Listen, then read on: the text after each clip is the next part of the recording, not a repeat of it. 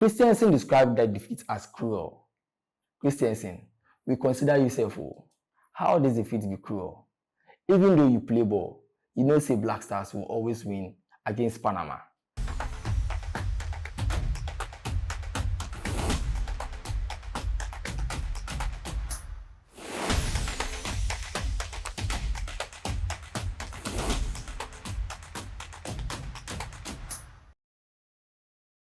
Welcome to Kente Sports.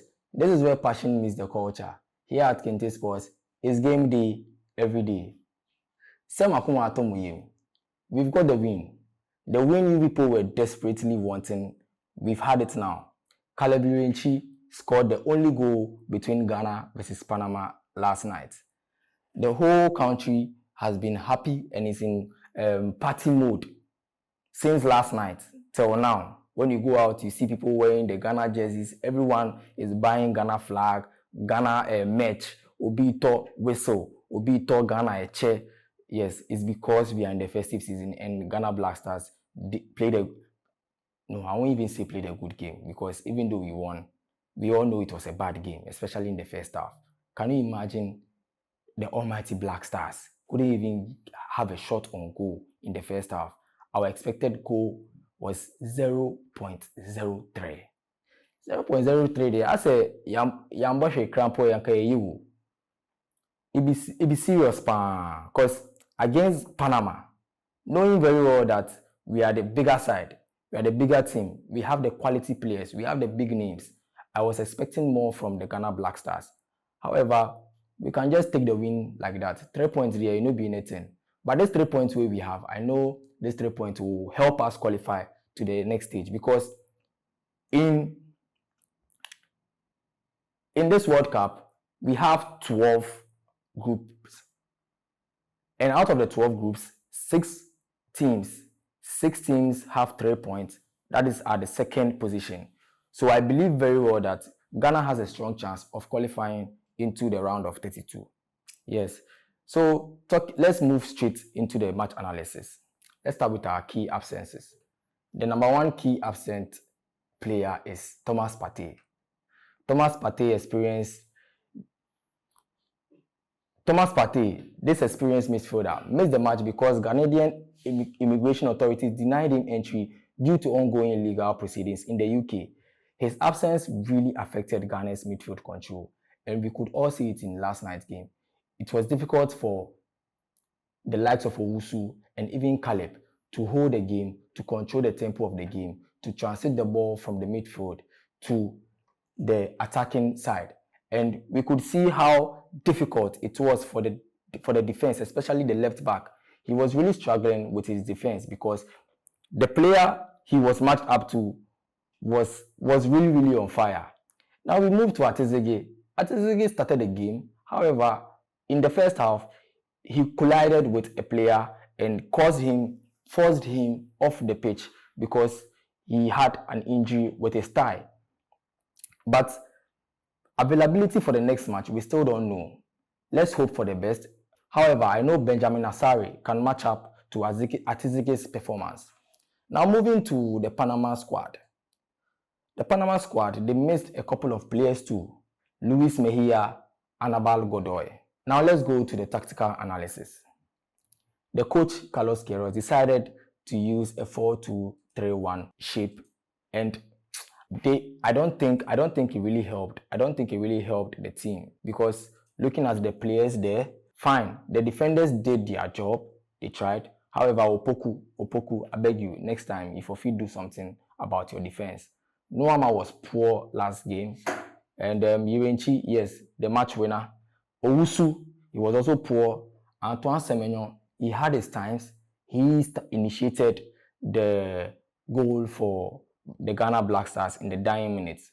And to talk of Jordan Ayew was really, really poor last night. He really held up the attack for Ghana. It was difficult for Ghana to transition from midfield to the attacking position because Jordan Ayew kept holding the ball.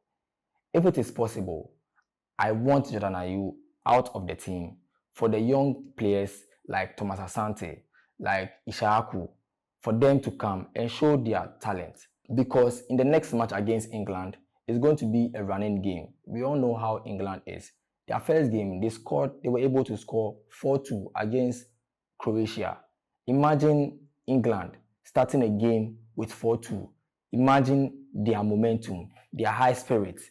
Meeting Ghana in the second game is going to be a tough game for the Ghana Black Stars. But I know that even if we are able to get just 1 point, we will qualify.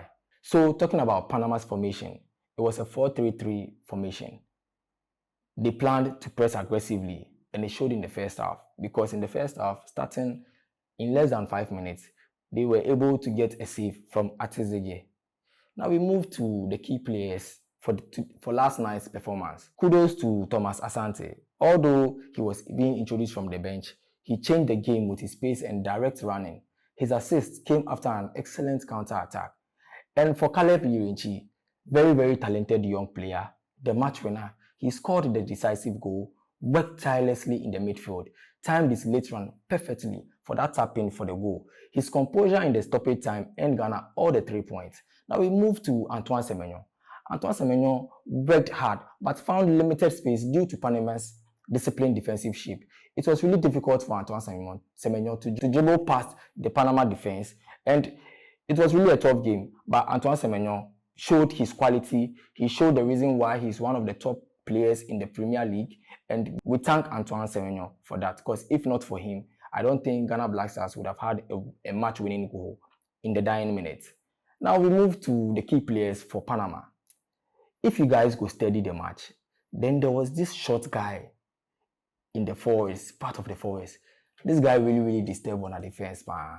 And his name is Christian Martinez. Christian Martinez is one of Panama's most creative players. He drove attacks through midfield and he was even involved in some slight penalty controversy. But after VAR checks, it was ruled out and waved away. Now we move to the coaching comparison. Let's start with Carlos Queiroz, the coach for Ghana Black Stars. His style was a defensive style. We saw it in the first half. We saw it in the majority part of the second half too. The tactical discipline, the structure, the way they were playing their football in a counter-attacking style. And you could see that the goal we had in the dying minute was actually a counter-attacking football. The emphasis on experience and game management was significant because he took his time to take off players, to bring on players, to change the style of the game. And it really played out very good for the Black Stars because we were able to get the 3 points at the end of the game. Now we move to the coach of Panama. From the first half, we also saw it: high pressing, quick transition, aggressive midfield, organized defensive structure. Christensen described that defeat as cruel. Christensen, we consider yourself. How does defeat be cruel? Even though you play ball, you know say Black Stars will always win against Panama. Now we move to the statistical story behind Ghana. Now let's dive into the match. Although Panama enjoyed more sustained possession early, we still won the game. They created the clearer first half opportunities. Ghana improved significantly after the halftime because it be like as they go the halftime, the coach talked to them really well. And I think they listened to the coach, they paid attention, they were able to settle down and move with the flow. The Black Stars showed greater efficiency in decisive moments. This was a classic example of the tournament football where resilience and clinical finishing outweighed territorial dominance. And now let's move to the tactical verdict. Let's move to the strengths and the weakness of the Ghana Black Stars. Then after that, we move to the strengths and the weakness of Panama. Let's start with Ghana Black Stars. The mental resilience, the defensive recovery, the effective substitutions, the clinical finishing in the decisive moments. This all showed in the match, and it really helped Ghana in winning the game. Now let's move to the weaknesses. Slow midfield. Charlie, let's be honest. Thomas Partey, even though he's old, I feel like if he was in this game would have really had a really fast-paced midfield transition, because in the midfield, they didn't have the width, they didn't have the guts to take the ball, to control the pace of the game, to give passes, to give accurate passes, to intercept balls. The creativity was limited in open play. It was really, really tough for the attackers to even get chances on goal. Vulnerability under sustained pressure. Charlie, because of the pressure from Panama, the players weren't even thinking ahead of the ball. They get the ball before they start to think where to pass the ball to. And when we do this against England, I don't think we will be able to survive even a 1-0 or 2-0. I think we'll be trashed against England if we continue this style of play. Now we move to the strength of Panama. They had organized pressing. They had a good midfield control. Their defensive work was really, really compact. They had a strong working rate. When you look at their defense, they were massive, they were strong, they showed their presence, their midfield, their passes, their crosses to the forwards. It was really, really consistent, wave after wave, from first half to second half. I can say that Panama played the whole game pressing Ghana, and unluckily for them, we had the last minute winner. Now let's move to the overall assessment. After this 1-0 win, I think Ghana will be able to build confidence for the next game. Panama were arguably the better side for most part of this game. However, the World Cup matches are often decided by composure and decisive moments. It is not by pressing, it's by 3 points, especially in the group stages. The Black Stars demonstrated resilience, tactical patience, and the impact of their substitute really helped the team in winning the match. But they will need more cohesive midfield performance.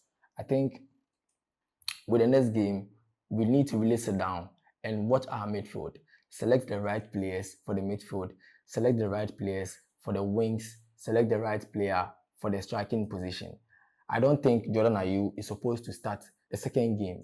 I don't think Jordan Ayew is supposed to start on the 27th. Okay. I don't think Jordan Ayew is supposed to start the match between England because his game last night was really poor. He didn't have the legs to run. It was difficult for his team to find him. When he gets the ball, he slows down the pace of the game. So I prefer that in our next game, we try Iñaki Williams.